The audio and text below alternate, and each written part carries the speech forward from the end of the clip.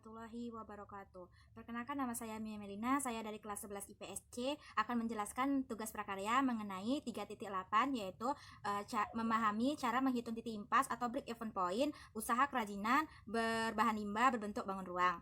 Yang pertama, pada kesempatan kali ini saya mendapat bagian tugas yaitu biaya tetap. Biaya tetap adalah sebuah perusahaan, baik itu perusahaan dagang, jasa maupun manufaktur, di dalam menjalankan usaha bisnisnya pasti mengeluarkan biaya-biaya yang menghasilkan suatu produk yang nantinya akan diperkenalkan dan dipasarkan di pasar global. Biaya-biaya tersebut dibagi menjadi beberapa jenis biaya. Yang pertama, biaya tetap atau fixed cost, biaya variabel atau variable cost, biaya semi variabel, biaya langsung, biaya tidak langsung, dan biaya lain sebagainya. Pada tugas ini, saya akan membahas apa itu biaya tetap atau fixed cost. Biaya tetap fixed cost merupakan biaya yang dikeluarkan oleh sebuah perusahaan dalam keadaan konstan atau pada umumnya senantiasa tidak berubah maupun tidak mengalami peningkatan maupun perubahan jumlah barang atau jasa yang dihasilkan. Dapat dikatakan bahwa biaya tetap tidak terpengaruh sama sekali atau terlepas dari perubahan-perubahan dalam aktivitas bisnis yang dijalankan. Contoh biaya tetap adalah biaya sewa gedung, gaji karyawan pajak, biaya asuransi, biaya cukai jika pengiriman produk dilakukan hingga ke luar negeri, pembayaran pinjaman dan sebagainya. Baiklah, itu saja yang dapat saya sampaikan. Lebih dan kurangnya saya mohon maaf. Sekian dan terima kasih.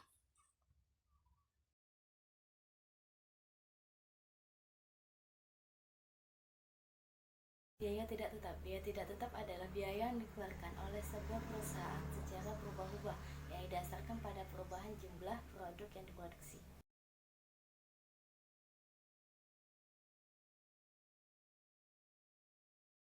Assalamualaikum warahmatullahi wabarakatuh. Perkenalkan, nama saya Egatri Aryani dari kelas 11 IPSC. Di sini saya akan menjelaskan tentang pengertian tafsiran harga jual. Harga jual adalah sejumlah kompensasi atau uang ataupun barang yang dibutuhkan untuk mendapatkan sejumlah kombinasi barang atau jasa. Perusahaan selalu menetapkan harga produknya dengan harapan produk tersebut laku terjual dan boleh memperoleh laba yang maksimal. Harga jual sama dengan biaya produksi ditambah markup. Assalamualaikum warahmatullahi wabarakatuh. Perkenalkan, nama saya Farida dari kelas 11 IPSC. Saya akan menjelaskan materi saya, yaitu tentang contohkan produk kerajinan bangun ruang. Saya mempunyai contoh yaitu pot bunga dari botol bekas. Bila Anda ingin mempercantik halaman rumah Anda, bisa membuat taman kecil agar taman yang Anda miliki tampilan yang elegan dan bisa menggunakan pot unik sebagai wadah tanaman hias. Bahan yang cukup mudah didapatkan yaitu 1. Botol bekas plastik, 2. Pisau pemotong, 3. Cat, 4. Pensil gambar. Cara membuatnya yaitu 1. Siapkan pola gambar yang akan Anda tempelkan pada botol plastik. 2. Setelah itu gambar pola pada botol plastik. 3. Kemudian buat gantungan di atas pohon botol itu. 4. Tinggal mengisi tanah dan tanaman. Bagaimana? Mudah kan? Anda bisa langsung mempraktekannya di rumah Anda. Selamat mencoba.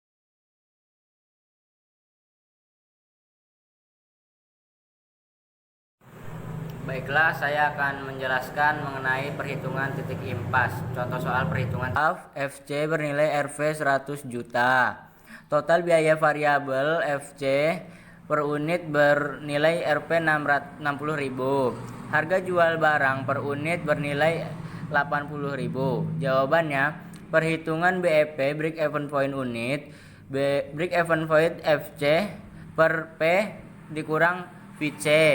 Break even point 100 juta per 80 dikurang 60. Break even point 5.000.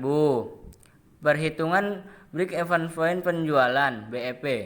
Break even point FC per 1 dikurang FC per P. Break even point BEP 100 juta per 1 dikurang 60 per 80. Break even point RP 400 juta. Sekian, terima kasih. Assalamualaikum warahmatullahi wabarakatuh. Perkenalkan, nama saya Refli Ananda. Saya akan menjelaskan rumus perhitungan titik impas. Baiklah, rumus yang digunakan dalam perhitungan titik impas terbagi menjadi dua macam, yaitu pertama dasar unit. Rumusnya break even point sama dengan fixed cost per dalam kurung price per unit dikurang variable cost. Dan yang kedua yaitu dasar penjualan. Rumusnya fixed cost per dalam kurung 1 dikurang variable cost per price per unit.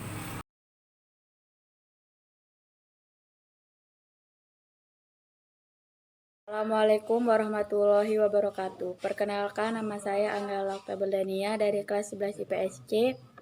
Di sini saya akan menjelaskan materi KD 3.9 menganalisis strategi promosi produk usaha kerajinan dari bahan limbah berbentuk bangun ruang. Saya dapat materi mengenal konsumen dan pesaing. Pengertian konsumen adalah orang yang memperoleh barang atau jasa yang dipergunakan untuk tujuan-tujuan tertentu. Klasifikasi konsumen ada dua. Yang pertama konsumen akhir atau individual, yang kedua konsumen organisasional. Pengertian konsumen dan pesaing menurut para ahli. Banyak para ahli yang mencoba mendefinisikan pengertian dari konsumen. Yang pertama, menurut para ahli hukum, konsumen adalah sebagai pemakai terakhir dari benda dan jasa yang diserahkan kepada mereka oleh penguasa. Yang kedua, menurut Philip Kotler, pengertian konsumen adalah semua individu dan rumah tangga yang membeli atau memperoleh barang atau jasa untuk dikonsumsi pribadi. Ciri-ciri konsumen. Yang pertama, personal konsumer. Yang ketiga, organisasional konsumer. Pengertian pesaing adalah mereka yang mengejar sasaran pasaran yang sama. Perusahaan harus terus membandingkan produk, harga, distribusi, promosi dengan pesaingnya.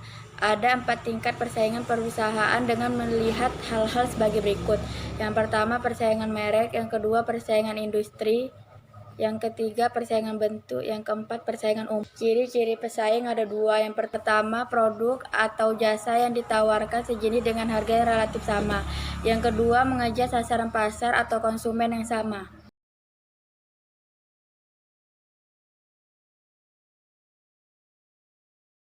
Perkenalkan, nama saya Rahmadia Putri dari kelas 11 IPSC. Di sini saya akan menjelaskan tentang strategi promosi produk hasil usaha kerajinan dari bahan limbah berbentuk bangun ruang. Promosi merupakan salah satu bagian dari rangkaian kegiatan pemasaran suatu barang.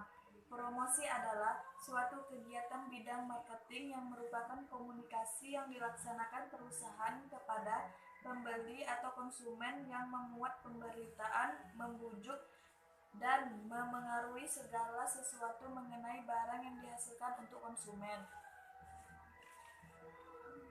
Guna mengomunikasikan produk kerajinan perlu disusun strategi yang disebut strategi promosi yang terdiri atas 4 komponen utama, yaitu periklanan, promosi, penjualan, publisitas, dan penjualan tatap muka.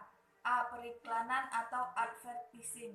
Periklanan merupakan sebuah bentuk komunikasi non-personal yang harus diberikan imbalan atau pembayaran kepada sebuah organisasi atau dengan menggunakan media massa. Yang B. Promosi penjualan atau sales promotion. Promosi penjualan merupakan insentif jangka pendek untuk meningkatkan penjualan suatu produk atau jasa di mana diharapkan pembelian dilakukan sekarang juga. Yang C. Penjualan tatap muka atau personal selling. Penjualan tatap muka merupakan sebuah proses di mana para pelanggan diberi informasi dan mereka dipersuasi untuk membeli produk-produk melalui komunikasi secara personal dalam suatu situasi perekrutan. Yang D. Publisitas atau hubungan masyarakat. Publisitas merupakan bentuk komunikasi non-personal dalam bentuk berita sehubungan dengan organisasi tertentu atau tentang produk-produknya yang ditransmisi melalui perantara media massa.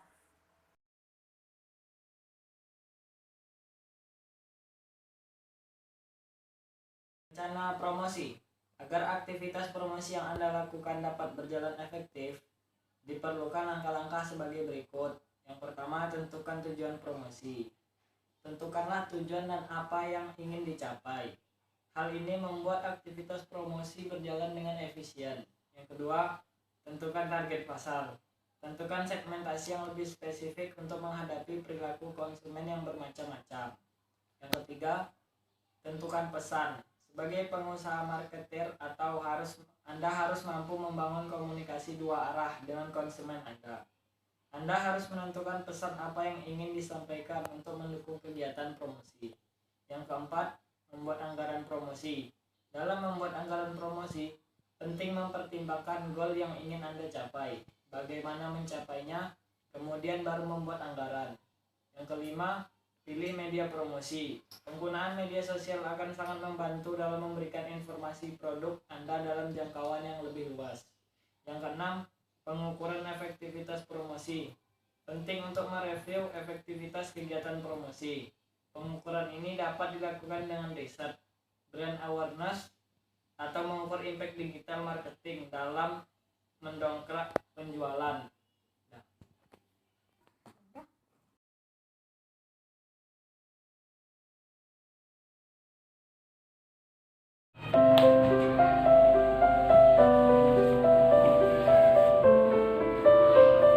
Assalamualaikum warahmatullahi wabarakatuh. Perkenalkan, nama saya Muhammad Rizwan, saya dari kelas 11 IPSC. Di sini saya akan menyampaikan sedikit dari lanjutan materi. Yang materi yang akan saya bahas ini adalah tentang media promosi. Oke, sebelum saya menjelaskan tentang media promosi, di sini saya akan menjelaskan sedikit tentang promosi. Promosi adalah pengenalan barang kepada konsumen yang dilakukan secara langsung maupun tidak langsung agar barang itu laku terjual. Oke, kita lanjut ke materi saya tentang media promosi. Media promosi ini terbagi atas beberapa bentuk. Yang pertama, advertensi. Ya, advertensi ini terbagi dalam beberapa bentuk lagi. Advertensi yang pertama yaitu advertensi elektronik. Advertensi elektronik ini dia berupa barang, berupa media yang berbentuk elektronik seperti handphone, televisi, dan radio. Oke, yang selanjutnya adalah advertensi cetak. Nah, advertensi cetak ini dia berbentuk seperti koran dan majalah. Selanjutnya, kedua, personal selling. Personal selling ini adalah penyajian barang secara lisan kepada konsumen satu maupun konsumen lain agar barang yang ditawarkan ini laku terjual. Oke, sekian video yang bisa saya sampaikan. Bila ada salah saya mohon maaf.